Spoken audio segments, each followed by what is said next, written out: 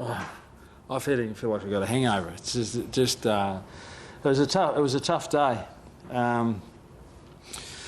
because I thought we weren't playing the way that we'd like early on in the game, but we had genuine chance, especially through the middle part of the second quarter, to give ourselves a 2 or 3 goal buffer, and we missed some dreadful shots at goal in the first 40 minutes of the game. The best type of pressure you can apply to an opposition is scoreboard pressure, and if we'd have been able to nail those opportunities, then Fremantle's got to change the way that they want to play the game. Because we don't, then they continue to persevere with the strategies that they'll use, and then we're having to change the way that we played. So what was really pleasing is that we were able to get ourselves back into the contest and win the game, but it took us pretty much until 20 minutes into the third quarter, where the momentum started to just, albeit not enormously on the scoreboard, the momentum started to shift our way. And we're absolutely stoked with the effort to run over the top of them in the last quarter and take the win and move on. But we had to work so much harder as a result of our poor start to the game. So you kind of had it almost, well, 4 or 5 times this year. I think you've been able to do away with someone with a burst of brilliant footy, I suppose, where you killed 6, 7, 8 in reasonably short order. Yeah, well, I'm just trying to think of a team in the competition though, Steve, who dominate for 4 quarters. It's a tough game. Even the Pies, who've been the most dominant side for the last 18 months, they can't put together 4 quarters of footy, because it's really tough to be able to do. You know, St Kilda last night were terrific for a half, but that's the game at the current time. You know, the ebbs and flows within a game. It's very, very difficult to. If you look at Collingwood and the Cats and Hawthorn, West Coast, Carlton, they've all won a similar amount of quarters, believe it or not, for the year. Despite the Cats and Collingwood probably being the standout sides, and I think they are, it's not like they're really dominating games for 4 quarters. Obviously, the Cats had a pretty convincing win yesterday, but that's just the way games are, and it's to the credit of all sides in the competition, in a sense, that you can find yourself in games for periods, and the really good sides are the ones that can have control of the game for longer. And today was a little bit different though, because we only really had control of the game for perhaps 40 minutes of a 120-minute contest, and that's what was pleasing for us, that we were able to find a way to win in those circumstances.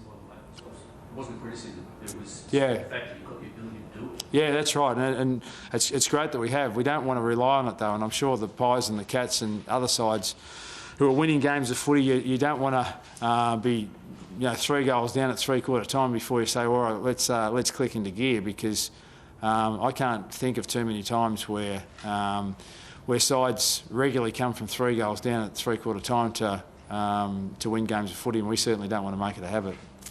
Was that your message though, at half time, 3/4 time, not to tear the balls down, just to emphasise if we make the most of the opportunities that we're creating? We were tearing the walls down a little bit. We were frustrated that we couldn't play our game, and that's full credit to the Dockers. But it was also obvious that if we just persevered and hung in there, that we'd be able to get ourselves back into the contest. And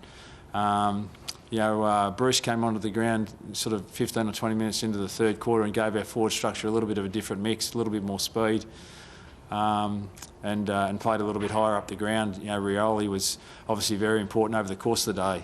He was terrific for us, and we just slowly started to, as I said earlier, just get ourselves back into the contest towards the end of the third quarter, and then it became a bit of an avalanche in the last quarter. You love those avalanches when they're coming your way, but they're terrible to try and stop the momentum. And we're fortunate. We're home ground, and it was a very, very dead game until the brown and gold.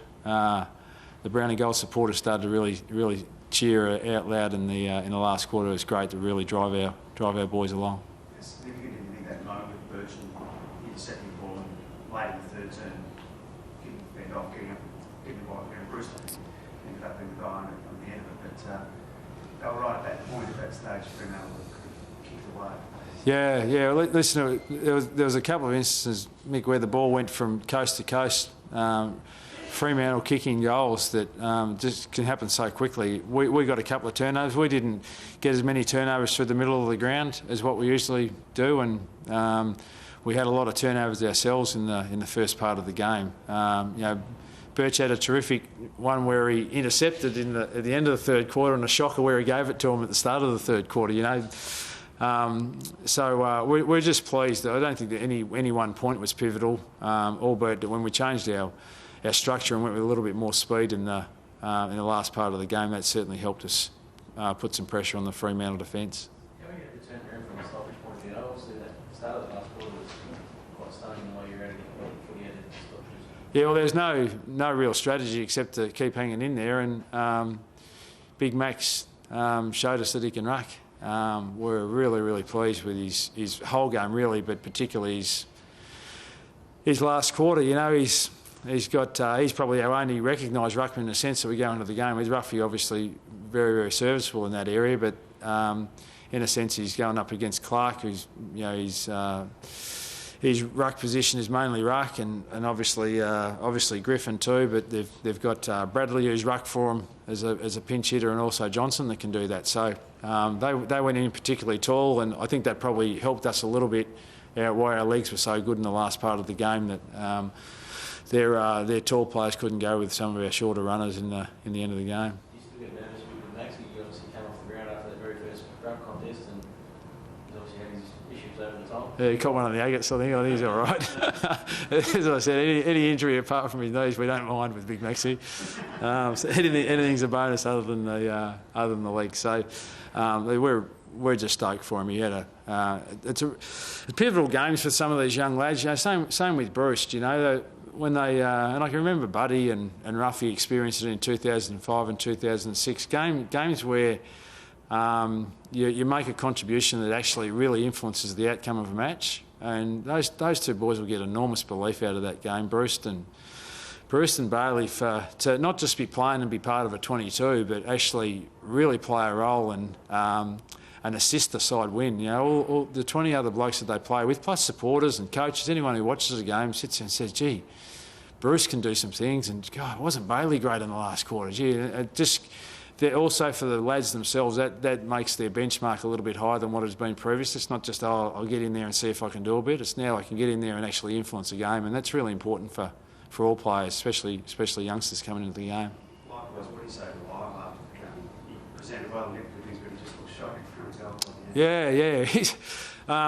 I suppose the thing you say to him, Mick, is at least you're getting it, champ. And he looked okay. He just looked terrible when he was lining up. He'll stick at it.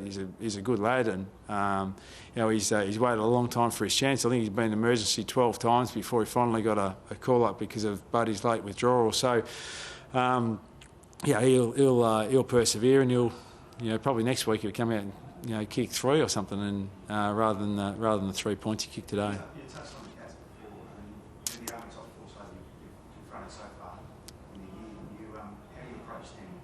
And now as a measure of your own season? Yeah, well, gee, they're 10 zip and playing great footy. Scotty's just made some slight tweaks to the way they've gone about it. They've injected some young kids into their group too, which has been really good for their for the spirit around their club. And we're going to need to play really good footy. We lowered our colours to them about 6 weeks ago. We started the game really well and got ourselves back into the contest, and then just couldn't go on with the game. So we need to play a lot better than what we did last time against them. We need to play a lot better than we did today to be able to defeat them too. So it'd be a great contest, I'd imagine. Is it our home game, Foxy? No. Oh, bummer. I reckon there'll be 80,000 next week. It'll be a great game of footy Saturday night, and we want to. Geelong have been the best side despite Collingwood's dominance in the last 18 months. Cats have been the best side over the last 5 years. We've had some great contests with them, but they've knocked us off the last 5 times since we played the 2008 grand final. So we acknowledge they're still a tremendous side, and we need to do some work a bit better than what we did today.